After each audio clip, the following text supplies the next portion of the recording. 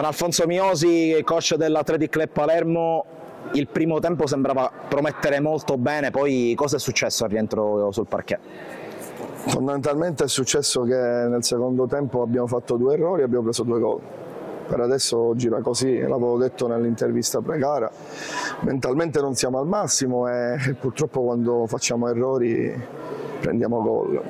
Nel primo gol, il calcio di rigore, avevo chiesto a Alberto di fare un isolamento, è andata male, abbiamo preso il contropiede con il calcio di rigore. Nel secondo gol abbiamo preso un gol fondamentalmente dove sul rilancio del portiere 2 in mezzo al pivot sbattono tra di loro e prendiamo gol. Ci sta, non è colpa di nessuno, è colpa di tutti, ci dobbiamo rimboccare le maniche e ripartire. Ecco, la sensazione è che la squadra abbia a un certo punto proprio staccato la spina, dopo sul 2-1 tra l'altro, quando la situazione poteva essere ancora recuperabile. Sì, ed è la cosa che mi preoccupa di più.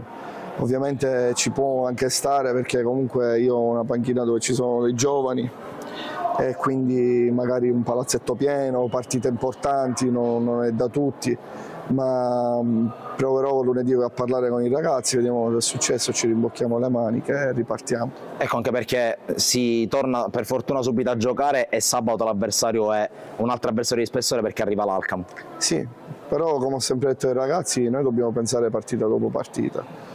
Abbiamo perso oggi, mettiamo una pietra, pensiamo alla prossima. Il nostro obiettivo, continuo a dire, è fare bene e salvarci.